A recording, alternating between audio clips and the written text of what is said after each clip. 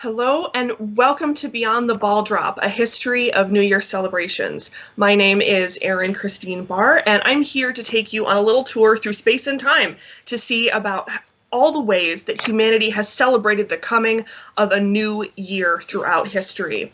And something that I think is particularly heartwarming about this episode is that the need and the desire to celebrate the coming of a brand new year and all the fresh opportunities it brings is one of the few constants in human history, from culture to culture, place to place, and time to time. However, we have to lay a little bit of groundwork first. An important thing to keep in mind is that even today, not all cultures use a solar-based Gregorian calendar. So when we're talking about the new year, this is what we usually think of: January 1st, fireworks and champagne toasts. And we're going to get there. But first, as I've said, the Gregorian calendar that begins in January has 12 months with roughly 30 days, give or take, plus or minus, per month is the one that we are all most familiar with. And it was initiated by Pope Gregory the 13th in the 1500s to standardize the church calendar.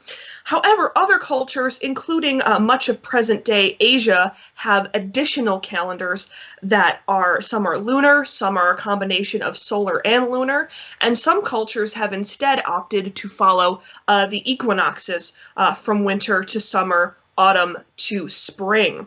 And there are other types of calendars, of course, as well, such as the Hebrew calendar, which use a combination of lunar and solar cycles, which is why Jewish holidays like Hanukkah, as well as Islamic holidays, such as the holy month of Ramadan, tend to move around the Gregorian calendar in terms of what time of year they are celebrated.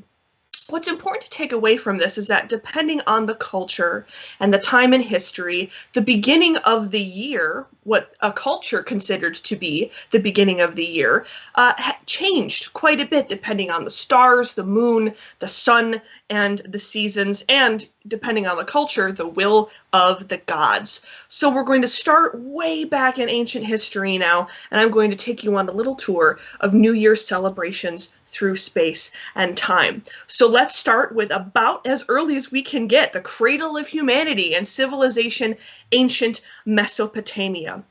And this society lasted roughly from the agricultural revolution of 10,000 years ago and ended more or less with the fall of the Roman Empire in the 400s CE. So that's the ancient world, right, that we're talking about here. The ancient civilization of Babylon is whose celebration I'm going to tap into today. They lasted from about the 1800s BC to the 500s CE, and their New Year's holiday was called Akitu. And you'll see on the map there, they sort of existed in present-day Iraq between those famous rivers, the Tigris and Euphrates. This region was considered one of the cradles of civilization because this is the place on Earth where agriculture was first used rather than roaming around like nomads. So Akitu was a 12-day festival. If that's ringing a few bells, the 12 Days of Christmas, right, is a song a lot of us are familiar with. It's not the only 12-day festival. It was a 12-day, mostly religious festival when the year's barley crop was planted. Barley was the primary cereal crop of ancient Mesopotamia because it was able to put up with the hot climate of that part of the world better than something like wheat or rye. And so the priests of Babylon said special prayers and put on great religious pageants and parades in order to attract the attention of the moody and often capricious gods of ancient Mesopotamia in order to protect the year's harvest. So their celebration took place at the start of the planting season, not necessarily at the start of the solar year. And it was all about protecting the one thing that every Mesopotamian and Babylonian citizen could not live without, of course, food. Let's jump forward a little bit in ancient history to ancient Greece. Now, something important to keep in mind with ancient Greece is that we often look at it from our modern perspective as this big, cohesive civilization. And that was not the case. There were certain unifying factors among ancient Greece, including their gods and goddesses and their religious practices. However, ancient Greece was really a collection of city-states, where a city would surround a certain amount of controlling territory and would be independent of one another. Some of the most famous ones are Athens, Sparta, Corinth, and Syracuse, but there were absolutely dozens of others. They did cooperate with one another on occasion, including in the famous invasion by the Persians, but the one with the most purchase in our common memory would be ancient Athens, of course, which existed on the site of this modern-day city of Athens. And the Attic calendar, Attic meaning of Athens, was actually very similar to our modern one, with 12 months divided into 4 seasons with roughly 3 months in duration per season. So it feels a little more familiar. The first month of the year was called Hectombion, which I know is a mouthful, and it roughly translates to 100 oxen, as you can see there on your screen. And the nature of the festival is, of course, the sacrificing of 100 oxen to, again, curry the favor of the gods and goddesses for the coming year. So now on to the granddaddy of them all, the most famous ancient civilization that there has ever been, and that is, of course, the great empire of ancient Rome. Nothing from the ancient world calls upon our memory, Hollywood, our imaginations, and our curiosities more than the civilization of ancient Rome. They actually had 2 different New Years, depending on what point in their history you are talking about. That's the funny thing about ancient Rome. It was around so long, their own New Year's celebration changed over the course of its existence. From its earlier days as a kingdom, they had first, the New Year was celebrated during the month of Martius, which was named for the Roman god of war, Mars, which is where we get the modern-day month of March from. This new year was celebrated because it was the coming of spring and the ending of the dark days of winter. And on the first day of the month of Martius, they would renew the sacred fire of the city of Rome, which was said, if the sacred fire ever went out, Rome would surely fall. However, once Rome extended beyond the Italian peninsula and ceased to be a republic and became the empire, that we all know and love, in 46 BCE, just 1 generation or so before the birth of Christ, Emperor Julius Caesar proposed the Julian calendar, which was the predecessor to our own Gregorian calendar. In it, the first month of the year was named Janus, after the Roman god of doorways, which is where January then comes from. And it's kind of interesting, Janus, the god of open doorways. It's a brand new year. The door is open to a brand new year and a fresh start. And among the many religious pageantries and celebrations of the first day of the month of Janus, the public officials of Rome, members of the Senate, would go before the public of Rome and rededicate themselves to their service as sort of a renewal of the pledge they took upon their getting the position to use it for the good of the people. Now let's leave the ancient Mediterranean and take a little turn and go to ancient Mesoamerica, meaning the cultures and societies which existed in North and South America before the arrival of Europeans. The most famous of those is, of course, the Aztec Empire, which existed in southern Mexico and the sort of general vicinity of the Yucatan Peninsula. The ancient Aztec and Mayan civilizations had their own calendars, very famously.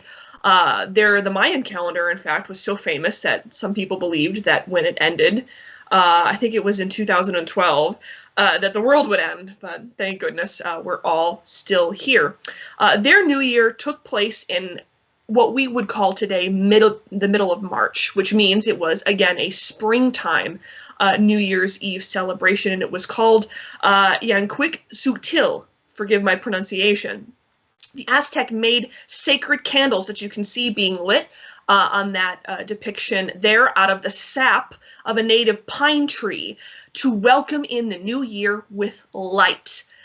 something which indigenous communities in Mexico still do to this day. That's right, the ancient Mesoamerican and Aztec New Year celebration is still celebrated in certain regions in Mexico and Central America today. Today, fireworks have been added, but the drumming and the singing and the dancing are original parts of the holiday, and of course those songs are sung in the Nahuatl language. Much like the Roman celebrations, Aztec New Year involved fire and lights, which something they believed was needed. The earth was turning. The days were getting lighter again. So let's light the lights and pray that the gods turn the earth more so that the crops can grow, something that was vital to Aztec civilizations. Their staple crop, of course, being corn, something they believed was a direct gift from the gods to man. And so the hope was that by lighting the lights and attracting the attention of the Aztec gods, the sun would continue to shine for a little longer every day so the crops would grow. Now, let's leave the ancient period and head on over to the medieval world. The fall of the Western Roman Empire and the growth of Christianity signaled the end of the ancient era in human history and the start of the medieval period. But it's important to remember that, we should try to resist the urge to consider the medieval world the Dark Ages, where nothing fun particularly happened and no advances were made. In fact, the medieval period saw leaps forward in literature, medicine, and culture. However, the establishment of Christianity and as a dominant world religion, as well as Islam a few hundred years later, also meant a decline in the celebrations of pagan faiths. The pagan gods of Greece and Rome and Mesopotamia saw a decline, and the rise of monotheistic religions changed somewhat how humans celebrated the new year. However, you'll see some common themes of renewal and a chance to begin again.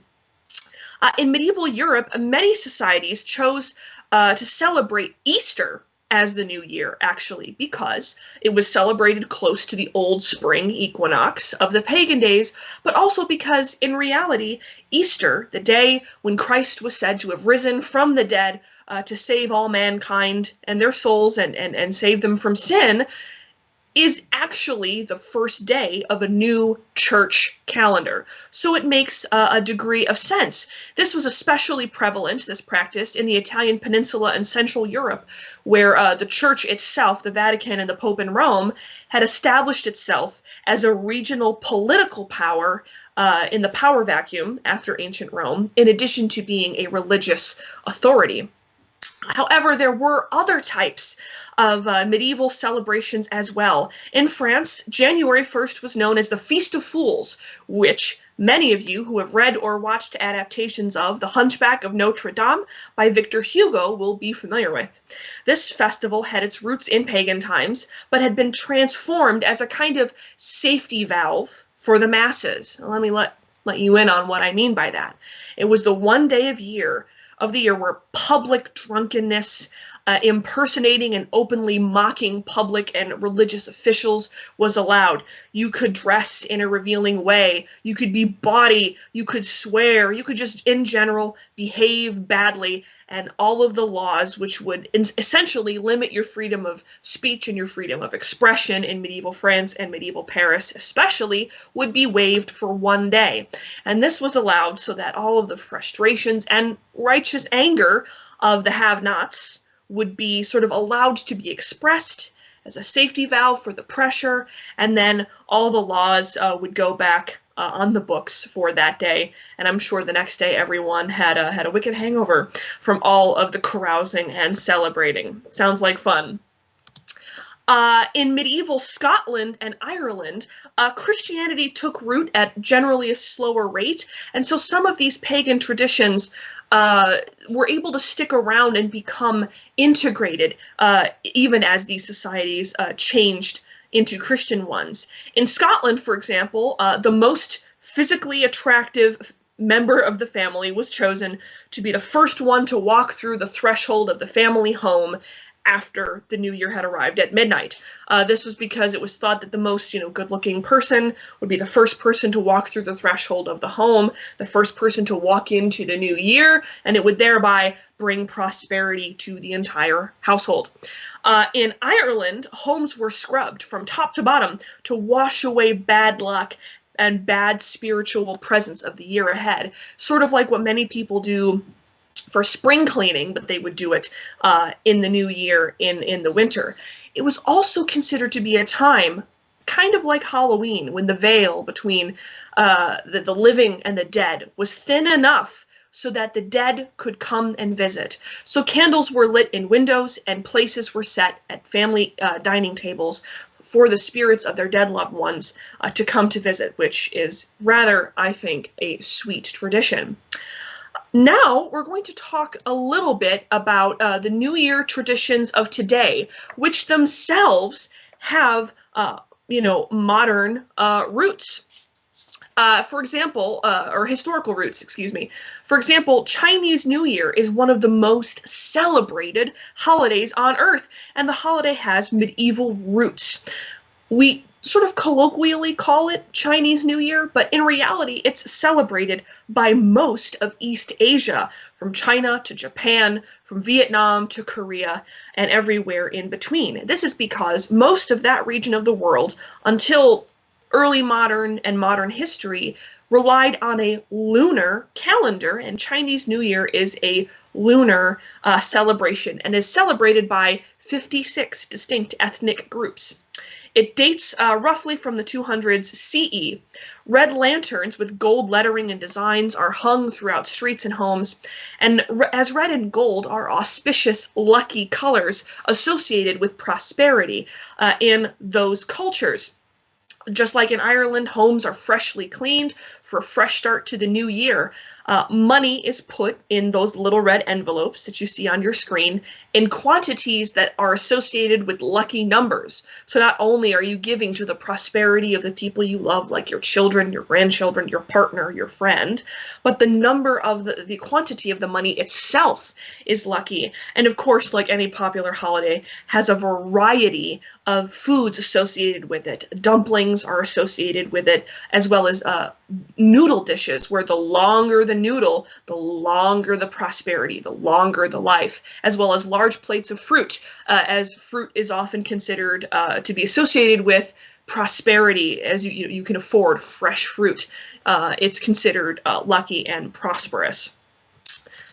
Also, another new year that is celebrated during the spring as opposed to during January 1st is Persian New Year, known as Nowruz in the Persian language. It's another modern-day festival with roots that go all the way back to the ancient Persian Empire. It is still celebrated in Iran and parts of Afghanistan to this day, but it's also popular among immigrant communities, including in North America among people of Persian descent there. The festival comes during the spring equinox. Again, we're banishing the dark of winter, and we are welcoming in the light of the new year and the light of spring. Families flock to shopping centers to buy new wardrobes for a fresh look for the year ahead. And people also return to their hometowns and places of birth to prepare lavish meals and altars for the new year, as you can see on your screen, as well as readings of sacred texts from the Quran and dancing of traditional dances and the wearing of traditional clothing. Judaism is another religion that has its own separate ecclesiastical new year in the form of Rosh Hashanah.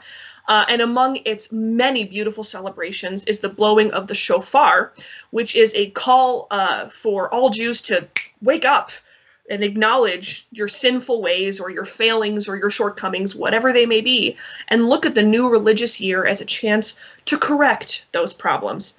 And traditional Rosh Hashanah foods are coated with or have ingredients of honey and other sweet ingredients for a sweet new year. May you have a sweet new year like honey. Now for the grand finale, the moment you've all been waiting for.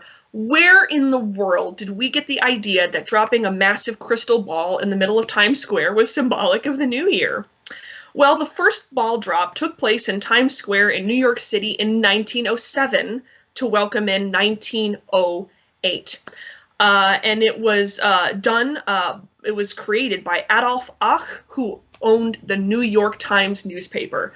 As you can imagine, he was a very wealthy man, and he thought that his fireworks displays of previous years just weren't fabulous enough. He needed something that was even more over the top and even more spectacular, so he decided to cover a giant ball in crystal that would drop in accordance with the final moments and come to the ground at exactly midnight. And it's been done every year since then, except 1942 and 1943, out of respect for what was happening, of course, in Europe and in Southeast Asia during World War II. But even in pandemics, we have continued the ball drop. Of course, it got a fresh boost and an introduction to the rest of the world in 1972, when famous entertainer Dick Clark debuted his celebration New Year's Rockin' Eve on cable TV for everyone in the United States to see, and it has since been syndicated all over the world for people to watch. Cities all over the world can tune in, and musical performances of whoever is sort of the most famous at the time, and the annual performance of John Lennon's song Imagine have been added over the years. As you can see, recently you have a sort of multicultural aspect to this celebration. You have the Korean boy band BTS there with American rapper and performing artist Post Malone, and you can see a close-up of the ball there, which nowadays is coated in Swarovski crystals. And ball drops, or the dropping of sparkly objects, be it a palm tree or a pink stiletto, have been added to cities from New York City to Toronto and from Sydney to Key West, Florida. So a ball drop, or the symbolic dropping of another object to count down to midnight, has definitely caught on in the last 110 years or so. But what about the things we do in our own homes to welcome in the new year? Let's start with the champagne toast. Why is that our beverage of choice, other than the fact that it's fun and it tastes nice? Champagne toast, the beverage was popular among elites in Europe from about the 16th century and was considered a symbol of status, as something that only the richest of the rich could afford. However, following the Industrial Revolution of the late 19th century, alcohol production, like everything else, became an industry, with inexpensive sparkling wines becoming available on the market for everyone to enjoy. So, because it's a special day of the year, it's considered a time where you want something special, something you might not normally have. Although my mother's advice was always have the champagne anytime there is anything to celebrate, but most especially on New Year's. Even noisemakers have historic roots, as many cultures believed that when you're welcoming the new year or at other festivals, you wanted to make as much noise as possible to scare away the bad luck and the bad spirits that might otherwise haunt you in the new year. Scare them away, make noise, freak them out with how weird and crazy you're being, so that only good spirits are around you. But what about that song, Auld Lang Syne? This song dates back from 1799, and the lyrics were written in 1788 by Scottish poet Robert Burns. The song's title is Old Scotch, and roughly translates to "for old time's sake." And so the lyrics, "For Auld Lang Syne, my Joe, for Auld Lang Syne, we'll take a cup of kindness yet, for Auld Lang Syne," meaning at the end of a year, let's take a glass of something, whether it's champagne or whiskey or mulled wine, whatever it is, and share a cup of something cheerful together for old time's sake. So instead of a lot of these celebrations looking forward to light and walking through a new doorway into a new year, Robert Burns suggested to us that we remember the fond, good times of the past year that we all just lived through for old time's sake, and remember old friends and good memories as we begin a new year. And with that, from me, and from all of us here at Viking, I wish you a happy, healthy, and prosperous 2023 that's both full of history and history making. Thank you.